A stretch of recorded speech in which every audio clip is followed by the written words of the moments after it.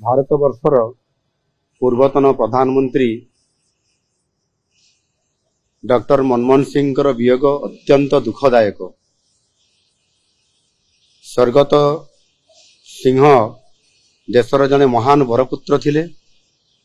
ଅର୍ଥନୀତି କ୍ଷେତ୍ରରେ ତାଙ୍କର ଜ୍ଞାନ ଓ ଦକ୍ଷତା ପାଇଁ ସେ ସାରା ବିଶ୍ୱରେ ସମ୍ମାନର ଅଧିକାରୀ ହୋଇପାରିଥିଲେ। ତାଙ୍କର ଉଦାର ଅର୍ଥନୀତି ଯୋଗୁଁ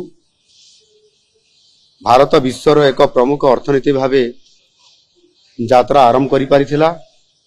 ପ୍ରଧାନମନ୍ତ୍ରୀ ଭାବେ ସେ ବିଭିନ୍ନ କ୍ଷେତ୍ରରେ ଦେଶର ବିକାଶକୁ ତ୍ୱରାନ୍ୱିତ କରାଇ ପାରିଥିଲେ। ତାଙ୍କର ଜ୍ଞାନ, ଭଦ୍ରତା, ସାଧୁତା ଏବଂ ଅମାୟିକ ସ୍ୱଭାବ ତାଙ୍କ ପାଇଁ ରାଜନୀତି କ୍ଷେତ୍ରରେ ଏକ ଭିନ୍ନ ପରିଚୟ ସୃଷ୍ଟି କରିପାରିଥିଲା।